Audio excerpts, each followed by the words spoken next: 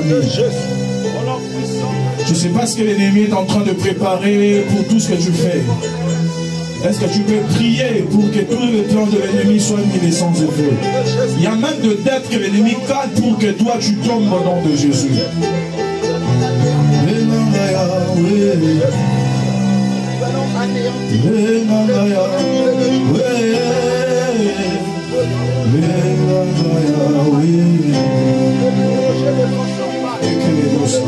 Est-ce que tu peux prier que tout c'est je ne sais pas.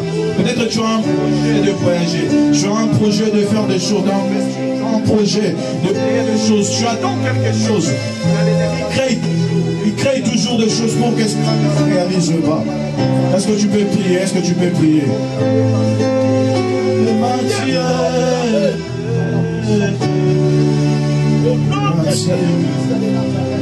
Oh Dieu de gloire.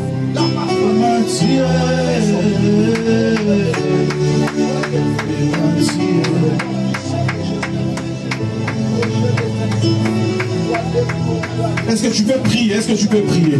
J'aimerais avoir de personnes qui ont la connaissance de la vérité. J'aimerais avoir de personnes qui prient avec la connaissance. L'ennemi travaille. Est-ce que tu peux comprendre que l'ennemi travaille? Et l'apôtre nous exhorte de prier. Parce que le diable travaille. Je me reste veillez, veillez.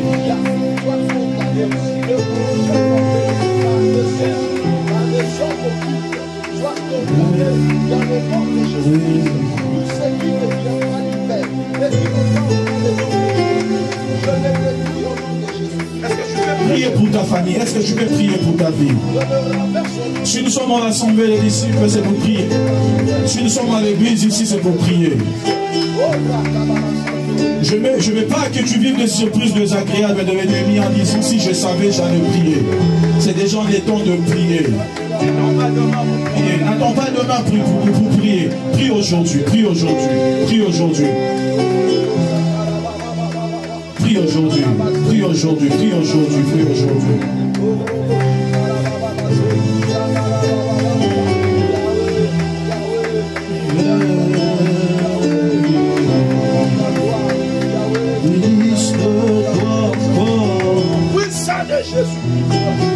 Puisse-toi encore. Puisse-toi encore.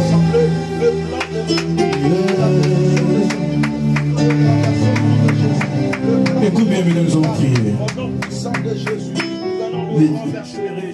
Interpeller et parler aux enfants de Dieu que nous devons prier, Bible dans les Seigneurs. Si nous venons en ces lieux, c'est pour prier. Je ne veux pas que nous puissions avoir de sujets de prière à cœur, à la maison. Mais ici, nous manquons la force pour prier. Parce que si tu ne pries pas, l'ennemi va réaliser son programme. L'Éternel et Dieu enregistre toujours nos paroles. Les enfants d'Israël murmuraient à côté, disaient des choses. Dieu a appelé Aaron et Moïse. Il a dit, dites-leur que je suis vivant. Je ferai ainsi de sorte qu'ils ont parlé. Tout ce qu'ils ont dit là, je serai en train de le réaliser. Israël murmurait et Dieu a enregistré toutes leurs murmures. Et Dieu a dit, je serai en train de réaliser tout ce qu'ils sont en train de dire à côté. Et à l'église, Dieu aussi enregistre nos paroles. Alléluia. Tout ce que nous disons à Dieu, Dieu enregistre. C'est pour cela qu'il s'agit de prier. Nous devons prier fortement. Quand tu viens en ces lieux, viens avec cette motivation de la prière. Avec cette conscience de la prière. Peu importe les réalités que tu seras en train de vivre, contraire peut-être à la prophétie, contraire peut-être à ce que Dieu a dit sur toi, mais il faut toujours avoir la force. La Bible dit, je dois être en train de dire fatigant, mais poursuivant toujours. Alléluia. La prière de mon cœur, que le Seigneur Dieu puisse nous faire du bien, que la grâce de Dieu soit avec nous, afin de rester toujours la tête et non la queue dans le nom précieux suprême de Jésus. C'est pour cela, là où nous sommes, je me reste que nous puissions se tenir debout et acclamer fortement pour Jésus-Christ de Nazareth. Acclame pour Jésus, acclame pour Jésus, acclame pour Jésus. Acclame pour Jésus, acclame pour Jésus, acclame pour Jésus. Est-ce que tu peux exagérer un peu avec ton acclamation pour Jésus? Alors, vérifie que tu es en train d'acclamer pour Jésus. Lève-toi là où tu es, lève-toi. Lève-toi, lève-toi, acclame Jésus-Christ. Non, est-ce que quelqu'un est en train d'acclamer Jésus? Tu n'acclames pas ton Père, tu n'acclames pas ta mère, tu acclames Jésus-Christ de Nazareth. Gloire à Dieu. Ferme tes yeux, ouvre tes deux mains, adore avec moi pendant 2 minutes. Dans la sainte présence de Dieu, nous avançons. Nos mains sont levées. Gloire à Dieu, gloire à Dieu. Adonai, le Dieu créateur. Avance encore. L'univers est dans ta main, Seigneur. Éternel est ton nom, Adonai. Adonai, le Dieu créateur. Oh yes. L'univers est dans ta main, Seigneur. Éternel est ton nom, Adonai. Adonai, le Dieu créateur. L'univers est dans ta main, Seigneur. Éternel est ton nom, Adonai. Nos mains sont levées. Nos mains sont levées. Nous voulons t'élever, t'adorer, t'adorer, te célébrer. Oh, tu es le Père. Tu es le Père de tous ceux qui ont le Fils en eux. Tu es Dieu. Dieu, Tu remplis les cieux. Adonai. nos mains levées. Mains sont levées. Nous voulons t'élever, t'adorer et te célébrer. Adonai. Le Père. Tu es le Père de tous ceux qui ont le Fils en eux. Tu es Dieu. Dieu. Tu remplis les cieux. Adonai. Adonai, toi le maître de mon cœur. Adonai, ce bien-être qui demeure. Adonai, sous ton nom je m'établis. Adonai, sous ta main je m'accomplis. Adonai, le plus fort de tout le temps. Adonai, le plus grand de tout le nom. Adonai, oh Seigneur, coulez en nous, dans ce torrent d'amour, au parfum qui nous rend fous. Alléluia. Nous t'adorons car tu es le Dieu véritable. Porte, élevez mon linteau, élevez mon porte éternel, pour que le roi de gloire fasse son entrée. Qui est donc le roi de gloire? L'éternel des armées. C'est lui le roi des rois, le puissant vainqueur, le Dieu capable, le ressuscité du 3e jour, le souverain potier qui nous donne la forme et qui nous plaît, le souverain dans l'univers.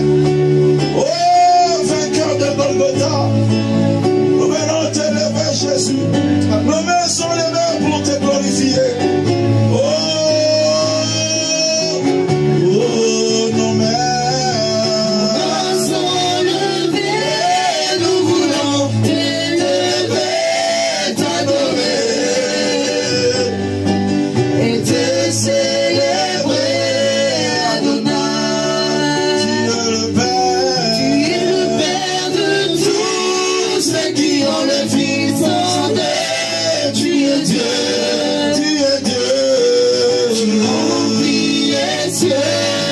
Adonai. Nos mains sont levées. Sont levés, nous voulons t'élever, t'adorer et te célébrer. Adonai.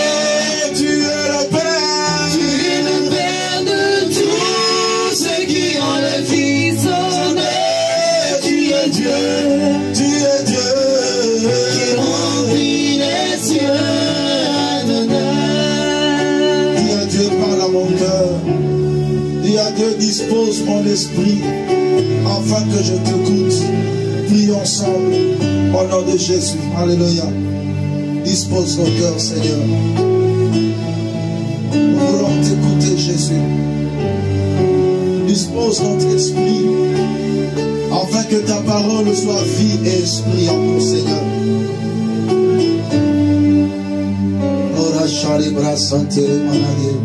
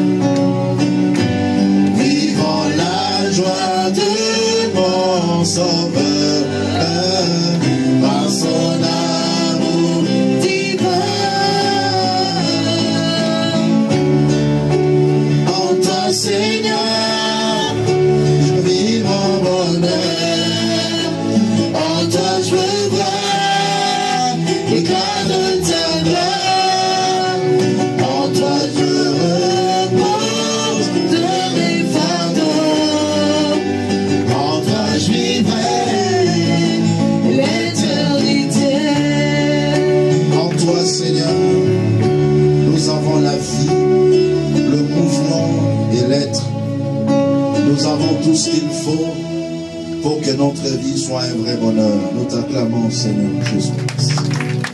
Nous t'acclamons le roi de gloire, nous t'acclamons le maître de temps et des circonstances. Que le Seigneur nous bénisse, saluons-nous les uns les autres, déclare une parole de foi, de bénédiction pour ton frère, ta soeur. Dis-lui que tu es heureux parce que tu es là cet après-midi. Nous rendons grâce à Dieu pour vous qui êtes présents dans la sainte présence de Dieu. Amen. Voilà. Le message d'aujourd'hui ira dans le sens vraiment d'un enseignement qui nous permettra de s'asseoir encore dans la parole de Dieu, de s'asseoir dans la sainte présence de Dieu, afin de jouir des diverses merveilles que l'Éternel est en train de disposer à notre égard. Amen. Nous allons parler sur la consécration en Christ. La consécration en Christ. J'aime toujours définir le terme avant de commencer l'enseignement. La consécration, c'est le fait d'être mis à part pour un service, mis à part pour un objectif, mis à part pour un but. Et quand nous parlons de la consécration en Christ, c'est le fait d'être mis à part afin d'être au service de Dieu et devenir sa propriété privée. En Christ, chaque enfant de Dieu doit savoir qu'il est consacré à Dieu. Le fait que tu as donné ta vie à Jésus, ta vie devient consacrée à Dieu. Ça, c'est un élément important que chaque croyant doit savoir. Et il y a un principe que vous devez retenir, que ce qui est consacré est sacré. À chaque fois que Dieu met à part une personne ou un être, ou soit un objet, cet objet ou cette personne devient sacré. Et il est mis à part pour Dieu. Alors, dans l'introduction de mon message, je vais lire quelques versets, parce que j'aimerais plus me baser sur la Nouvelle Alliance, mais je vais, dans l'introduction, prendre un peu l'Ancienne Alliance pour voir quelques exemples de la consécration, et après, on va entrer en profondeur de l'enseignement. Exode chapitre 29, le verset 21. Exode chapitre 29, verset 21. La Bible déclare, « Tu prendras du sang qui sera sur l'autel et de l'huile d'onction, et tu en feras l'aspersion sur Aaron et sur ses vêtements, sur ses fils et sur leurs vêtements. Ainsi seront consacrés Aaron et ses vêtements, ses fils et leurs vêtements. » Dans l'ancien temps, toute personne qui était appelée pour entrer au service de Dieu devait être consacrée à l'Éternel. Il y avait l'aspersion de sang, ou soit il y avait l'huile d'onction qu'on devait déverser sur la personne, afin que la personne soit mise à part pour le service de Dieu. Et toute personne qui était mise à part, il était sanctifié par Dieu. Le fait d'être mis à part, tu deviens saint et digne devant l'Éternel afin d'exercer le service de Dieu. Je vais prendre le deuxième verset, Lévitique chapitre 22, le verset 2. Lévitique 22, verset 2.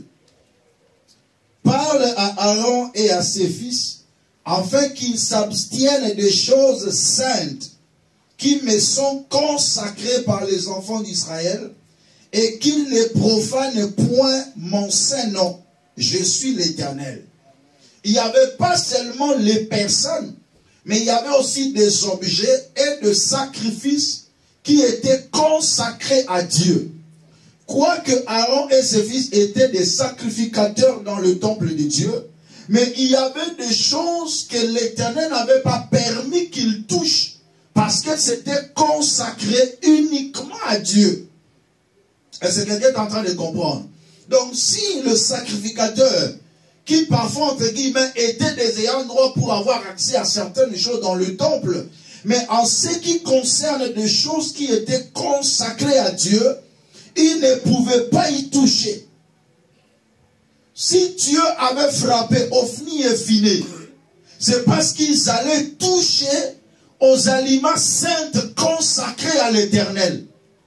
Ils prenaient de longues fourchettes, qui prenaient des viandes qu'on brûlait au feu pour l'Éternel, et ils le mangeaient. Et Dieu a frappé ces personnes, et même tout Israël est entré dans l'interdit à cause de choses consacrées à Dieu. C'est pour vous faire remarquer, lorsque une personne ou un objet dans l'ancienne alliance était consacré à l'Éternel, la chose ou la personne devient sacrée et on ne pouvait pas toucher à ces personnes. À titre d'exemple, un jour le roi Nabuchodonosor, quand il a détruit le temple de Jésus, au temps où Babylone régnait sur Israël, ils ont emmené en captif les personnes, et dans le temple, ils ont pris des vases d'or destinés pour servir dans le temple. Ils l'ont apporté chez eux. Un jour après la mort de Nabuchodonosor, son fils Beltasar, un jour il a organisé un festin. Il est allé prendre ses vases. Son père avait caché ce vase quelque part dans leur palais. Mais cet enfant est allé prendre ce vase d'or et il a commencé à servir de vin à cet invité. La colère de l'Éternel s'enflamma. Pourquoi? Parce que on a touché aux choses consacrées à l'Éternel et on a dévié l'utilisation. C'est ce jour-là où le doigt est sorti pour écrire sur le mur. Alléluia. Compter, peser, diviser. Et Dieu a divisé le royaume. L'Éternel a mis fin au règne de Beltasar. Pourquoi? Parce qu'il est allé toucher aux choses consacrées à l'Éternel. C'est par là déjà j'allais anticiper pour vous dire ceci. Si des choses, des ustensiles qui étaient consacrés à l'Éternel, Dieu pouvait détruire des vies, détruire des royaumes, parce qu'ils ont touché à ces ustensiles, à combien plus forte raison des hommes aujourd'hui, des femmes aujourd'hui, qui sont consacrés à Dieu, et que le diable pourrait s'élever pour toucher à leur vie. Voilà pourquoi la Bible déclare, ne touchez pas à mes rois, ne faites pas du mal à mes serviteurs. Un consacré à l'Éternel, lorsque le diable le touche, le ciel réagit. Alléluia. Mais le plus grand problème, c'est quoi? Pourquoi parfois le diable te touche et le ciel ne réagit pas? Il faut vérifier, est-ce que je suis vraiment un consacré à Dieu? Et c'est là la problématique. Comment aujourd'hui le diable peut toucher aux enfants de Dieu? Le diable peut détruire la vie de plusieurs, mais le ciel ne réagit pas. Parfois tu cries à Dieu et Dieu n'intervient pas. Non, tu dois vérifier le degré de ta consécration. Tu dois vérifier, est-ce que réellement tu es consacré à l'Éternel ou pas? Et à quelle dimension ta vie est consacrée à Dieu? Est-ce que tu vis une consécration totale ou partielle? Mais je suis venu dire à quelqu'un, il n'existe pas de consécration partielle. Il n'existe que de consécration totale. Parce qu'une personne qui est partiellement consacrée à Dieu, c'est qu'il n'est pas consacré à Dieu. Parce que tu ne peux pas être ni chaud ni froid. L'Éternel va te vomir. Acclamez pour le Seigneur. Non, vérifie que tu acclames pour le Seigneur. Il y a des choses qu'on ne touche pas. Il y a des personnes qu'on ne touche pas. Pourquoi? Parce qu'ils sont consacrés à l'Éternel. Bien-aimé, tout ce dont tu entendras que c'est consacré à l'Éternel, tu dois faire très attention. Mais mon problème, c'est toi d'abord. Comment tu te consacres à Dieu? À quelle dimension que tu peux aller jusqu'à te consacrer à Dieu? C'est là où il y a le souci. Alors c'est par là que je vais commencer, par la grâce de Dieu. Je vais définir la consécration dans 4 facettes. Si je ne termine pas aujourd'hui, je vais continuer même le dimanche prochain. 4 facettes qui déterminent la consécration. La consécration, c'est une offrande. La consécration, c'est la vente. La consécration, c'est la perte. Et la consécration, c'est la livraison. 4 mots ou 4 verbes qui nous permettra de bien expliquer dans chaque dimension la dimension de la consécration. C'est consacré veut dire s'offrir. C'est consacré veut dire être vendu. C'est consacré veut dire perte. C'est consacré veut dire être livré. Et je vais entrer en profondeur. Premier point, l'offrande. Je vais définir la consécration comme une offrande. Ça dit quoi? La consécration sera le fait d'offrir à Dieu, de s'offrir à Dieu sans réserve. Qui est consacré à Dieu?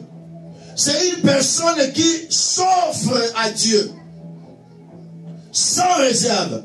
Cependant, l'offrande qu'on offre à Dieu ne devait jamais avoir de défauts. D'où un consacré à Dieu. La consécration comme offrande, tu dois veiller en ce que tu n'aies pas de défauts. Parce que pour que Dieu agrée une offrande, il faut que cette offrande soit sans défaut. Une fois que l'offrande a un défaut, l'offrande ne sera pas agréée à Dieu. Voilà pourquoi dans la Bible, l'Éternel dit, mais je ne peux pas agréer vos offrandes chétives comme ça. Est-ce que quelqu'un peut amener auprès de son gouverneur une brebis boiteuse ou un bouc boiteux? Non, il va te chasser. De la même manière, la personne qui veut s'offrir à Dieu, qui veut se consacrer à Dieu, doit vérifier qu'il n'a pas de défaut. Dieu ne devait pas avoir, Dieu ne devait pas agréer une personne dans sa présence si cette personne n'est pas pure. Si cette personne n'est pas propre, Dieu ne l'agrée pas. La première des choses dans la consécration, je dois me purifier. Un consacré à Dieu doit toujours être propre devant Dieu et doit veiller à ce qu'il n'ait pas de défaut dans la présence du Seigneur.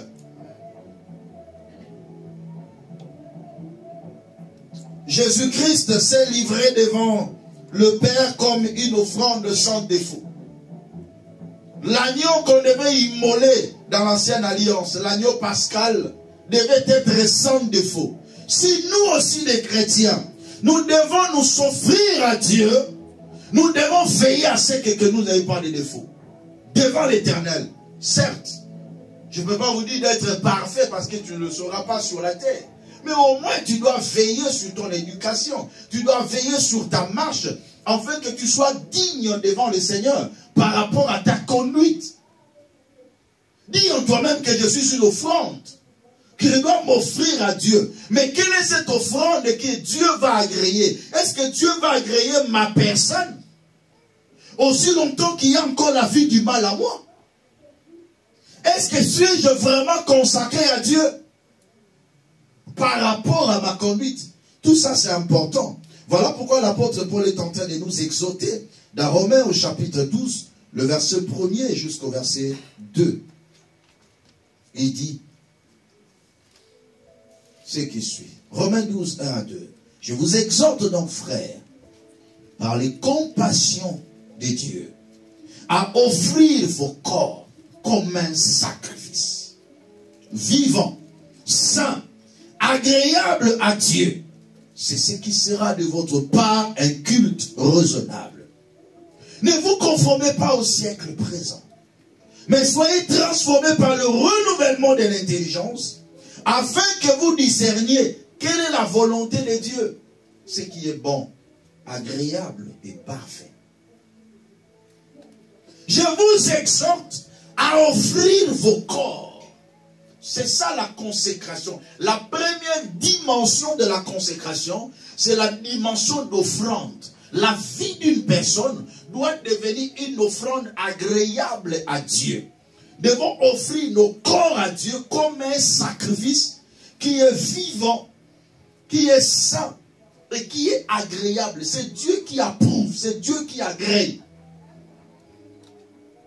Vous savez, en matière d'agrément devant Dieu, c'est le domaine de Dieu et on ne triche pas. À l'église, on peut tricher. Quand tout le monde entre ici, il peut prendre l'attitude de piété. On sait que celui-ci vraiment, en tout cas, c'est un saint. Plus que parfait même. Mais ce n'est pas ça le problème. C'est celui qui sonde le cœur et le rein. C'est celui qui approuve. C'est celui qui sait partout nous entrons. Et c'est celui-là qui approuve. C'est celui qui sait ce qui passe dans ton cœur. Ce que tu te dis, ce que tu penses des autres. C'est celui-là qui approuve.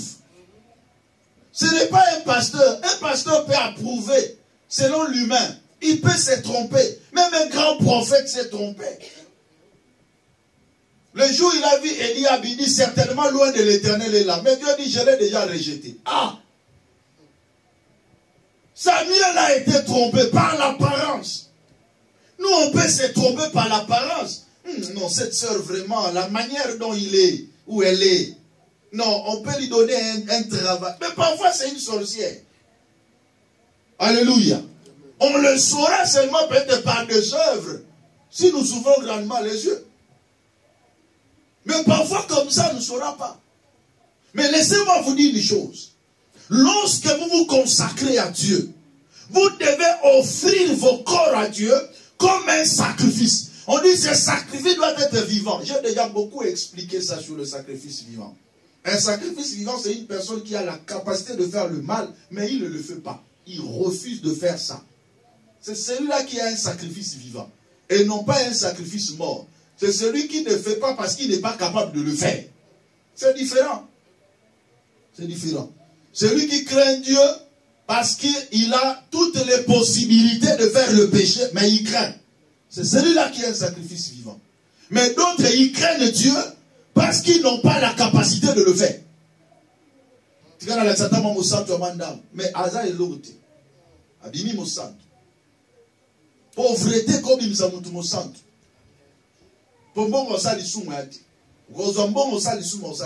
Ça, c'est un sacrifice mort. Aza Koufakala. Alléluia. 2. Un sacrifice vif saint. C'est-à-dire séparé du monde. Et faisant sortir le monde en soi.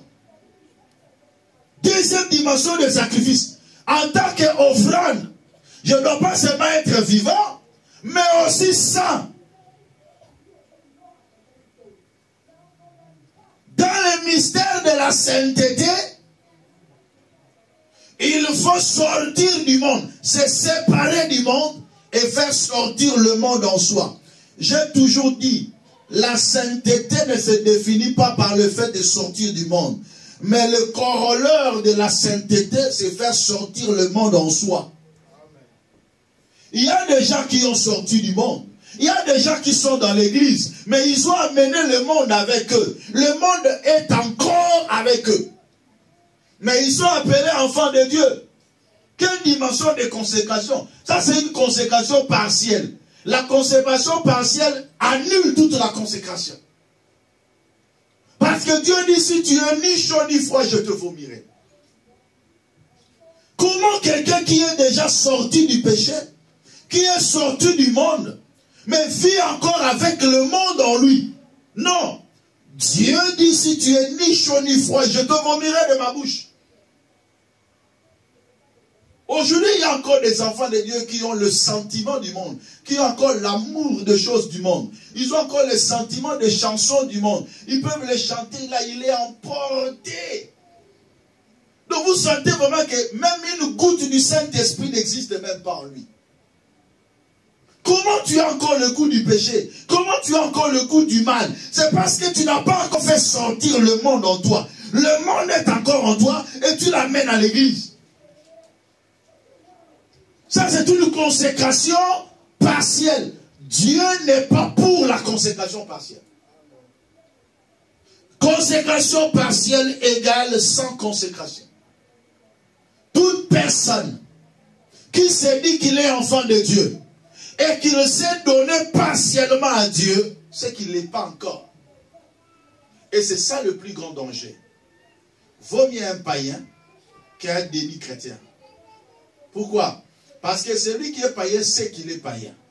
Quand il se convertit, il va se convertir très bien. Mais celui qui est chrétien, mais un demi-chrétien, ça c'est un danger parce qu'il peut rester comme ça.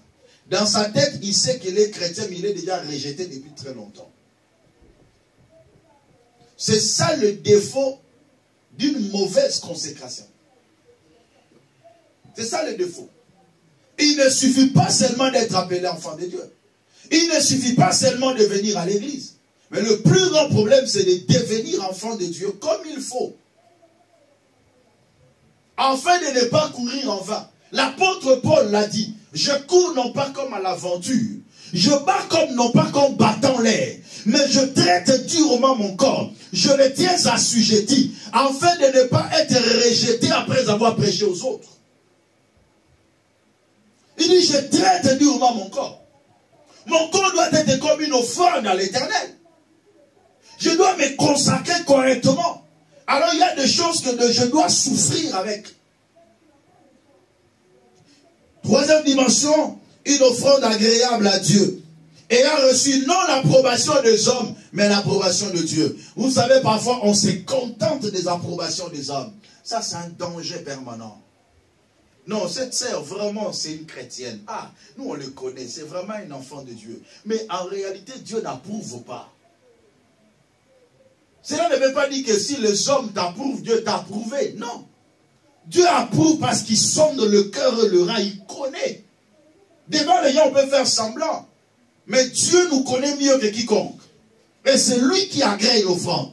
Donc lorsque quelqu'un se consacre à Dieu, ce n'est pas le témoignage des hommes qui l'approuvent devant Dieu, mais c'est le témoignage de Dieu lui-même, car rien n'est caché devant la face de Dieu. Tout est à lui devant celui à qui, auprès de qui nous devons rendre compte. Ne cherche pas l'approbation des hommes. Ne cherche pas l'approbation du pasteur. Moi, je peux te regarder et te dire, ah non, ma soeur, toi vraiment, tu es un enfant de Dieu. Mais est-ce que Dieu le dit? Il y a des gens qui parfois attendent qu'on puisse les acclamer. Oh non, toi tu marches bien. Oh, toi tu fais ceci. Non, n'attends pas mes félicitations. Je ne peux jamais te féliciter que tu marches avec dans la crainte de Dieu. Non, je ne peux pas. Alléluia. N'attends pas ça. Tu cherches des encouragements? Ah non, tu crains Dieu. Tu ne l'auras jamais. Chez moi, tu ne l'auras pas. Il faut que Dieu puisse t'approuver. Parce que moi, je ne te connais pas. Je te vois pendant 2 heures, parfois pendant 1 heure. Surtout si tu viens en retard, pendant 1 heure seulement, je te vois. Dans une semaine, parfois tu viendras après 2 semaines encore, après 1 mois. Je ne peux pas t'approuver comme ça. Alléluia. Amen. Je ne peux pas t'approuver. Ce que tu as fait de hier, je ne sais pas. Mais reçois les témoignages de Dieu. Oh, comme il pouvait témoigner pour Job. Oh, Satan, as-tu remarqué mon serviteur Job?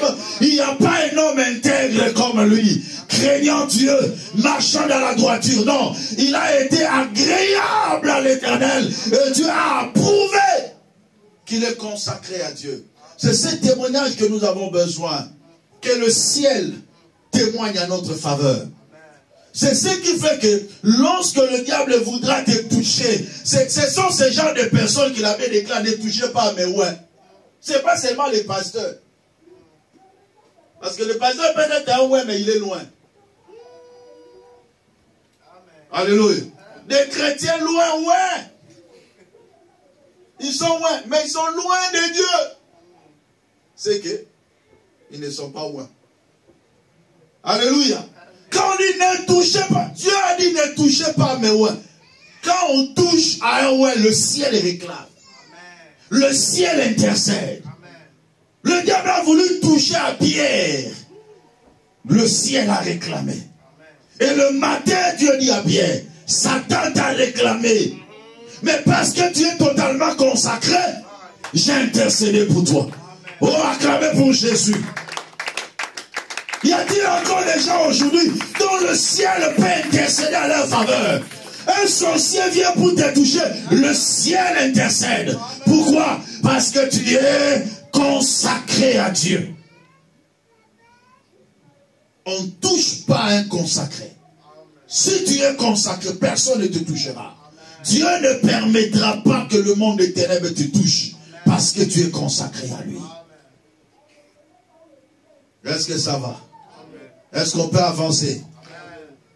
Deuxième dimension de la consécration. La consécration est une perte. La perte. La consécration, c'est le fait d'être perdu au monde et gagné à Christ. Qui est un consacré à Dieu? C'est une personne qui est perdue au monde mais gagné à Christ.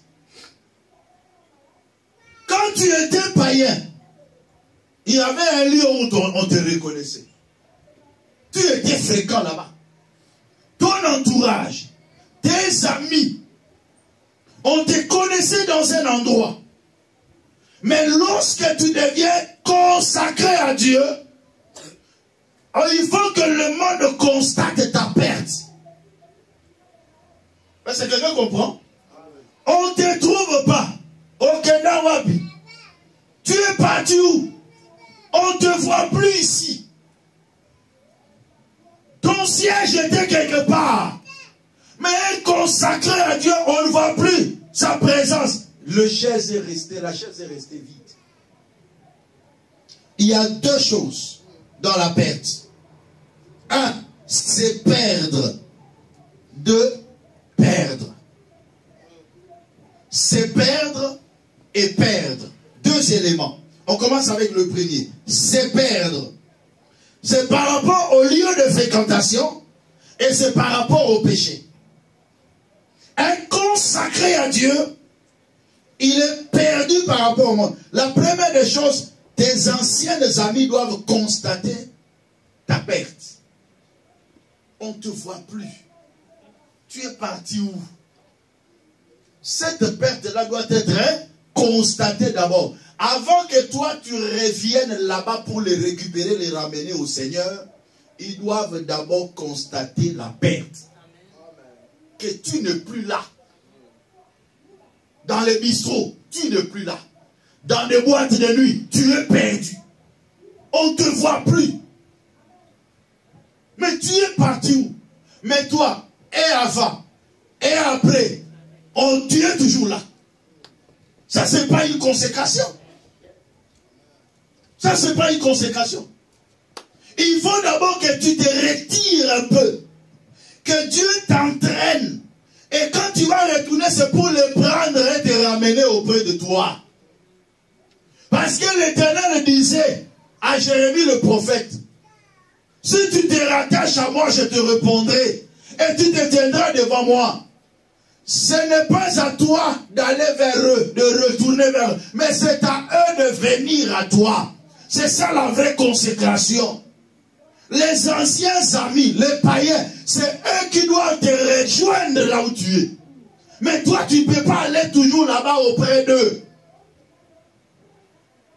Tu risquerais d'aller toucher à l'interdit. Ne crois pas que le diable t'a laissé depuis le jour où tu as cru au Seigneur. Il ne te laisse pas. Il est aux aguets. La Bible déclare votre adversaire, le diable, rôde tout autour de vous, comme un lion rugissant, cherchant qui il va dévorer. Ne tente pas le diable. Alléluia. Ne tente pas le diable. Tu n'es pas encore parfois suffisamment fort pour retourner auprès des anciens amis. Pour dire non.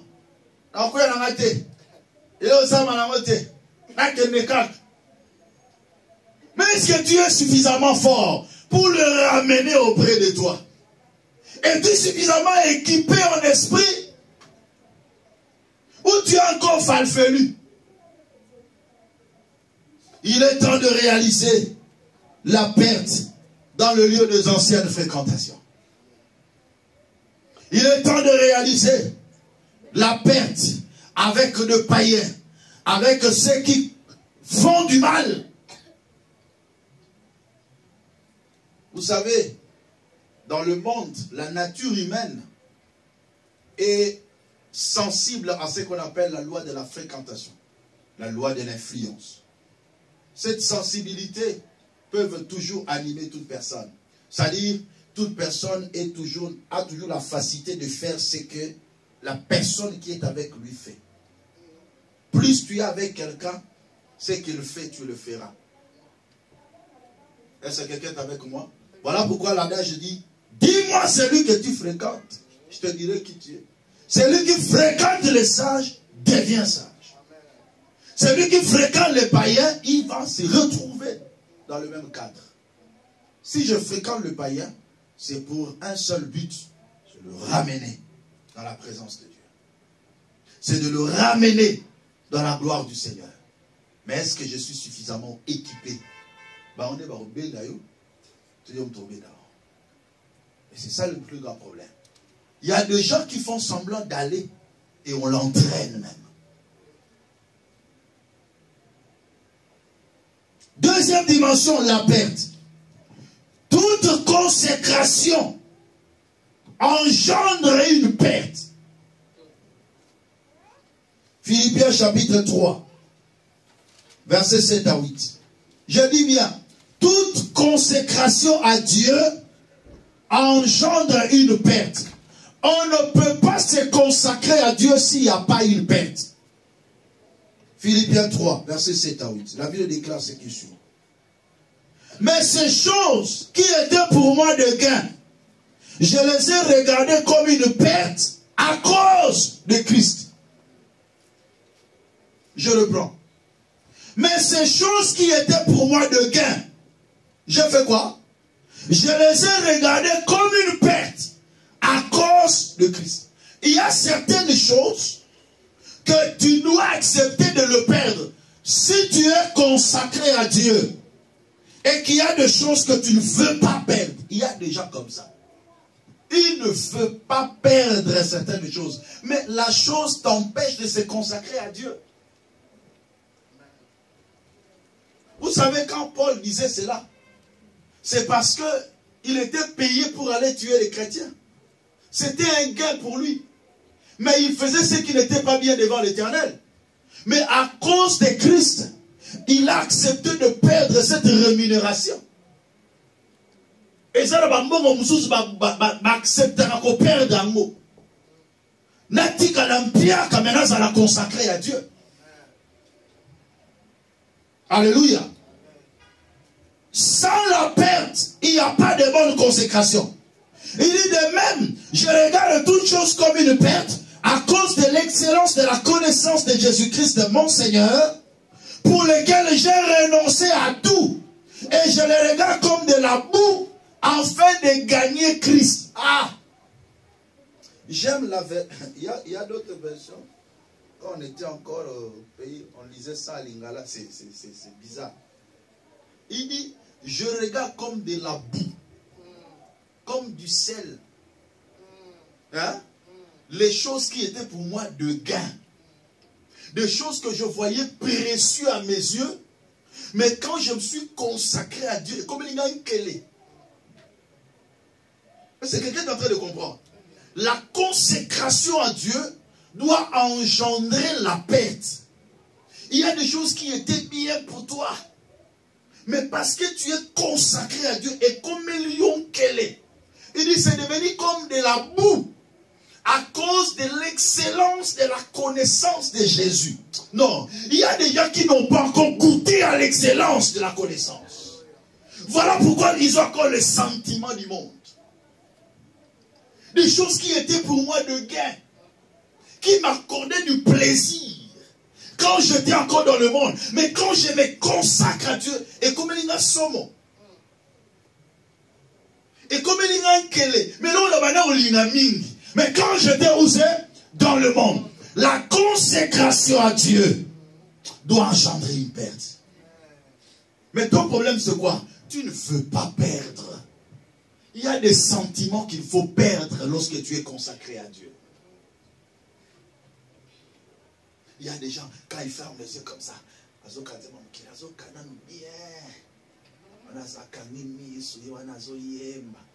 tu n'es pas encore consacré à Dieu.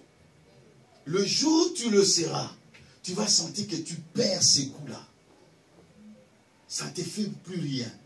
Donc même si tu l'attends, et si mots souté, ah, tu es arrivé. Tu es arrivé. Quand tu es encore, tu restes comme ça. Toi, tu es encore là dans les calculs.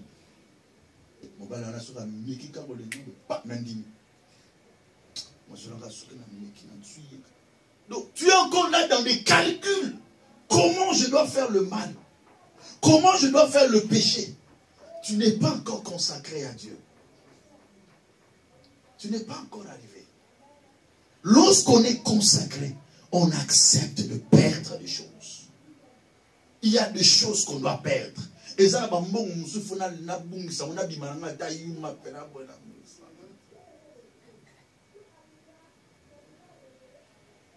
Qui a dit Amen? Quand on est consacré, la consécration doit engendrer la perte. Il y a des sentiments qu'il faut perdre, frère. Ma soeur, il y a des sommes d'argent qu'il faut perdre quand on est consacré à l'Éternel.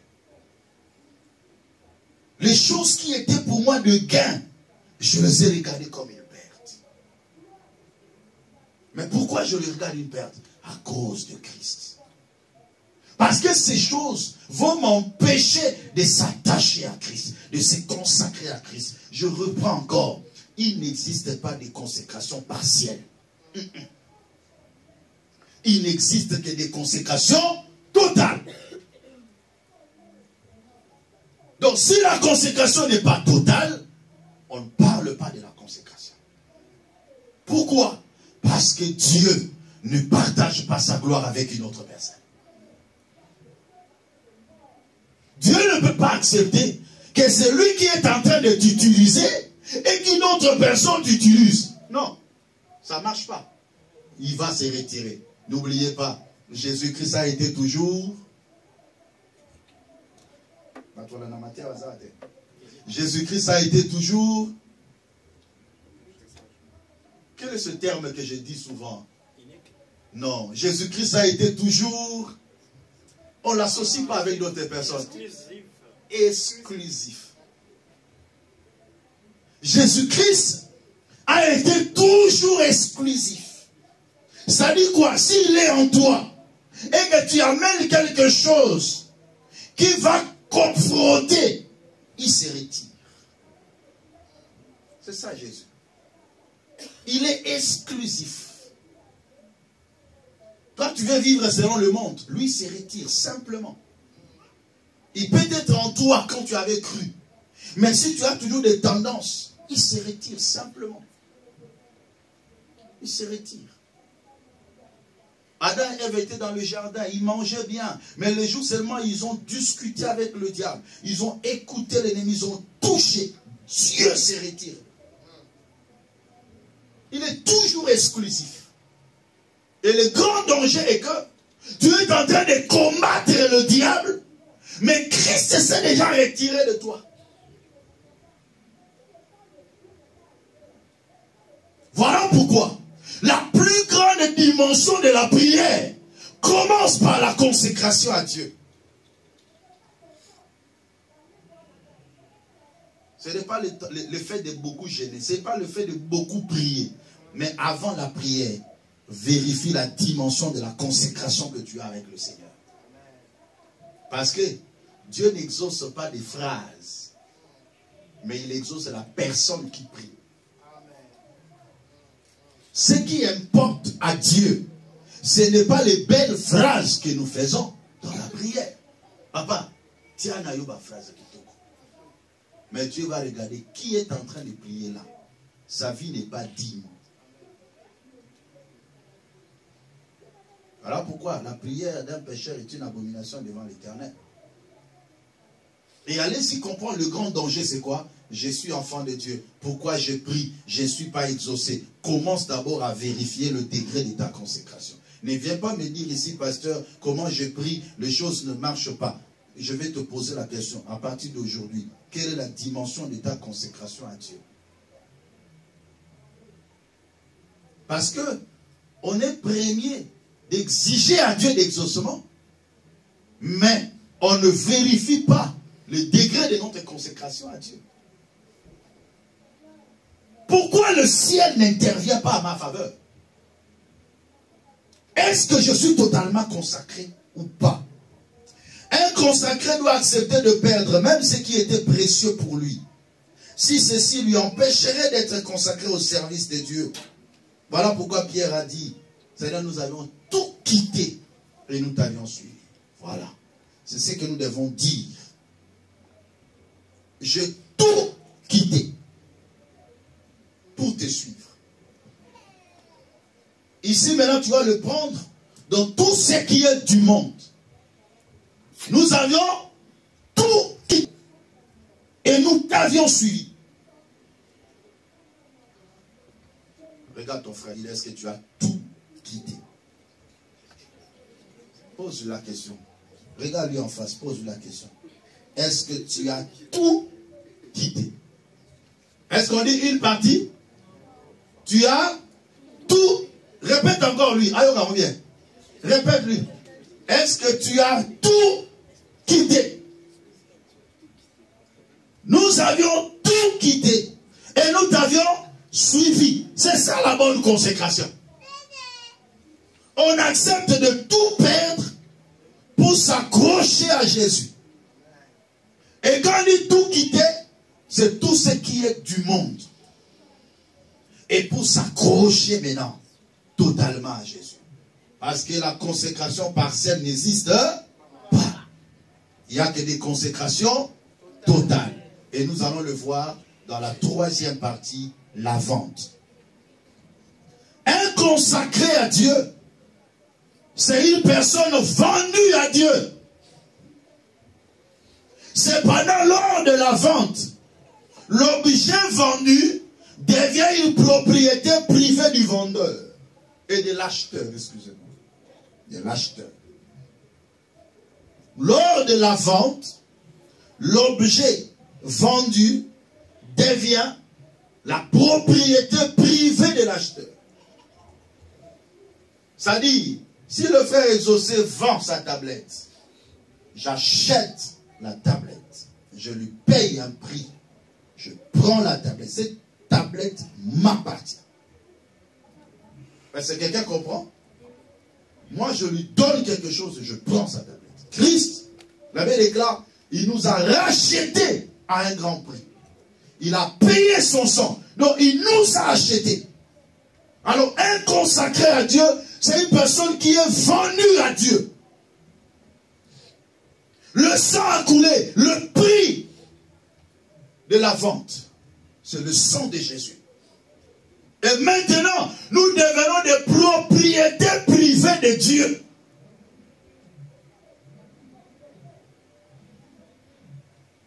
Quand quelque chose devient une propriété privée de quelqu'un, c'est-à-dire la personne le dispose comme il veut, la chose doit obéir à la personne sans condition.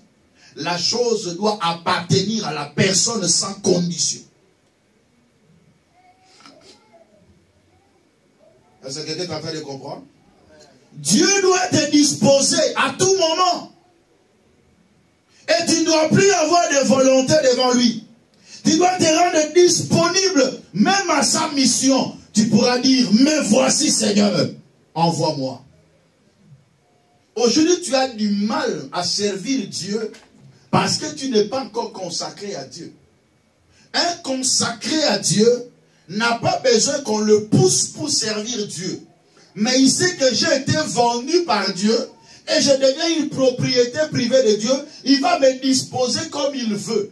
Partout il va m'envoyer, j'accepte. Tout travail qu'on va me donner, j'accepte. Pourquoi? Parce que je deviens une propriété privée de Dieu. Je n'ai plus de volonté. Vous savez, parfois certains sacrifices, nous le faisons. Pourquoi? Tout simplement parce que nous avons conscience de la consécration. Alléluia. Le corps peut te réclamer vraiment. Mais tu te dis, mais je suis consacré à Dieu. Alléluia. Parfois on se réveille le matin de faire la prière. Maintenant tu veux te réveiller comme ça. Le corps dit ne réveille pas. Mais il dit non, je suis un consacré. Est-ce que quelqu'un est en train de comprendre? Je suis un consacré. Je n'ai pas de volonté. Je fais la volonté du Père. Dieu te dispose comme il veut. Et tu dois lui obéir sans condition. Tu diras, me voici Seigneur, envoie-moi. Et un consacré ne doit pas avoir de conditions à donner à Dieu. Oh non, je vais servir Dieu, mais... Parce que je vais servir Dieu, mais... Un consacré ne donne pas de main. Et c'est ce qui va nous amener au dernier point. La livraison. Lorsqu'on a vendu quelque chose, on doit livrer la chose. Alléluia. Quand tu achètes quelque chose en ligne, on fait quoi? On fait la livraison, non? Pour que la chose t'appartienne. Et quand on fait la livraison, la chose ne dira pas non, je reste ici, je reste ici. Non. Tu peux quitter la Chine jusqu'en France. La livraison doit se faire. Alléluia. Luc chapitre 9. Écoutez la légende de la livraison. Luc chapitre 9, verset 59 à 62. Luc chapitre 9, 59 à 62. Que dit les Saintes Écritures? Il dit à un autre, suis-moi. Parce que tu es déjà vendu. Tu dois te livrer. Donc la consécration, c'est le fait de se livrer à Dieu sans réserve et sans condition. Écoutez, il dit à un autre, suis-moi. Et il répondit, Seigneur, permets-moi d'aller d'abord ensevelir mon père. Mais Jésus lui dit, laissez les morts ensevelir leurs morts. Et toi, va annoncer le royaume de Dieu. Un autre dit, je te suivrai, Seigneur, mais permets-moi d'aller d'abord prendre des congés de ceux de ma maison. Jésus lui répondit, quiconque met la main à la charrue et regarde en arrière n'est pas propre au royaume de Dieu. La livraison doit se faire sans réserve et sans condition. Dites amen très fort. Amen. Je n'ai pas entendu ton amen. Amen. Encore une fois, amen. Amen. La livraison doit se faire sans condition et sans réserve. Un consacré à Dieu se livre à Dieu. Et il ne donne pas de conditions. L'un dit, Seigneur, je sais que je veux te suivre, j'accepte de te suivre. Mais permets-moi, mon père est mort. Permets-moi d'abord aller enterrer mon père. Le Seigneur dit, laissez les morts ensevelir leurs morts. L'autre dit,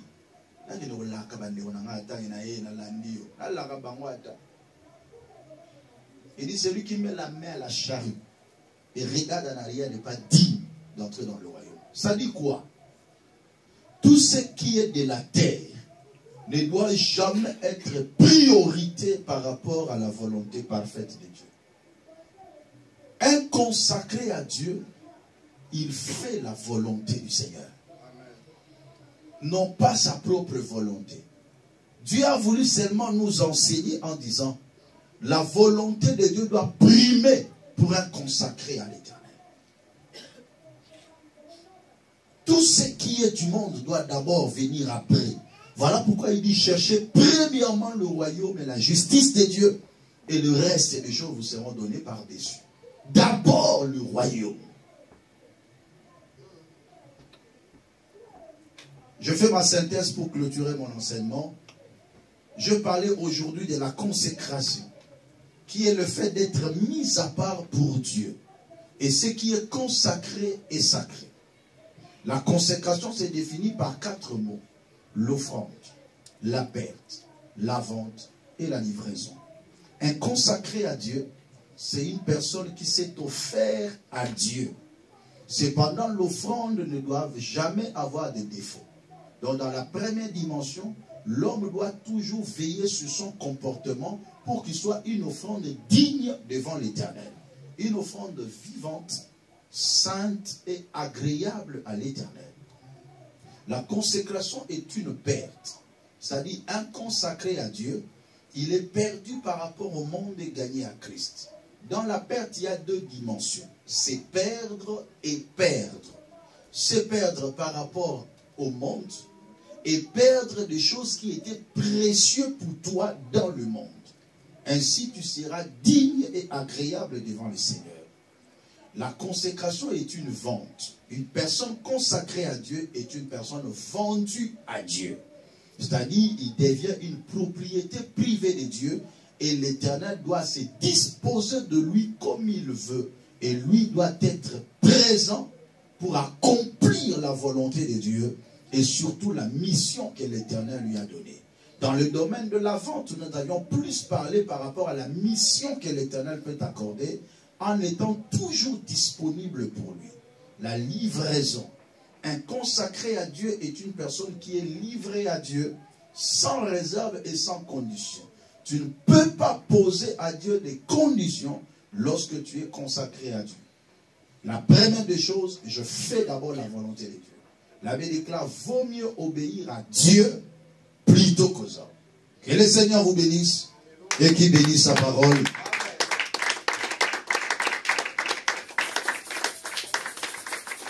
Baissons nos têtes, chacun de nous doit dire à Dieu un mot. Seigneur, fais de moi un bon consacré. Celui qui s'est consacré totalement à toi. Je ne veux pas que le monde me réclame encore. Je ne veux pas avoir encore le goût du mal. Le goût du péché encore à moi, Seigneur. Je vais être cette offrande sainte. Cette offrande vivante et agréable à toi. Je vais être digne devant ta face. Et que quelqu'un peut prier. élève ta voix et parle à ton Créateur. Au nom de Jésus-Christ. Alléluia.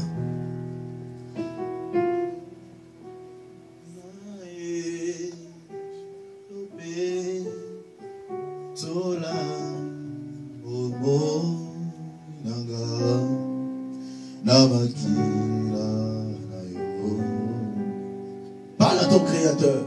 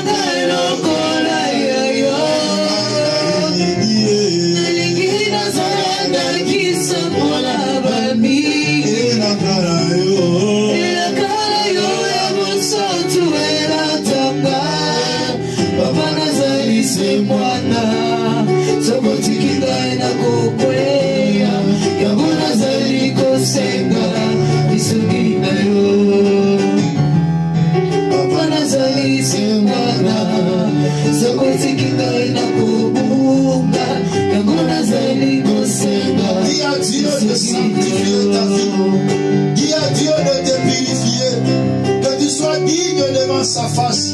Dis à Dieu, je veux me consacrer totalement à toi. Oh bien-aimé, inconsacré à Dieu, le ciel défend toujours sa cause. Inconsacré à Dieu, le ciel écoute toujours sa prière. Quand l'ennemi s'élève, Dieu dit ne touchez pas à mon oin. Oh bien-aimé, tu vas prier à Dieu. Dis à Dieu, je me consacre à toi. Prions le Seigneur. Dans le nom puissant de Jésus-Christ. Alléluia, alléluia, alléluia, alléluia. Alléluia. Rabra sopraïe kalamashike. Ekenerekete parabo seteria baba. Lève-toi, s'il vous plaît, lèvons-nous de la prière. Lève-toi pour que tu pries à haute voix, pour que tu pries bien. Tiens-toi debout, tu vas prier. Dis à Dieu, je veux me consacrer à toi. Je veux être une propriété privée entre les mains de Dieu. Je veux t'appartenir. Prions le Seigneur dans le nom de Jésus. Alléluia. On claque les mains au prix. On claque les mains au prix. On claque les mains au prix. Dis à Dieu, je veux me consacrer à toi. Je veux être celui qui t'appartient, Seigneur. Enlève le monde en moi. Enlève le goût du péché en moi. Je vais être perdu par rapport au monde. Être gagné à Christ. Oh Dieu, Dieu de mon salut. Seul je ne peux pas. J'ai besoin de toi, papa. Je veux me consacrer à toi. Je veux devenir une propriété privée de Dieu. Je veux t'appartenir, mon Seigneur et mon Dieu. Je veux t'appartenir, mon Père éternel. Je veux t'appartenir.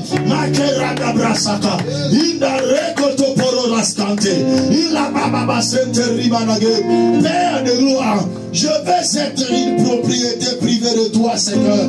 Je veux être celui qui t'appartient, Seigneur. Au nom puissant de Jésus, Yahweh, je me donne à toi. Je m'abandonne entre tes mains, Seigneur. Je m'abandonne entre tes mains, dans le creux de ta main, Seigneur. Je viens me réfugier. Je viens me donner, Seigneur. Oh Dieu, Dieu de mon salut, agrée-moi, papa. Agrée-moi, agrée-moi dans ta présence. Agrée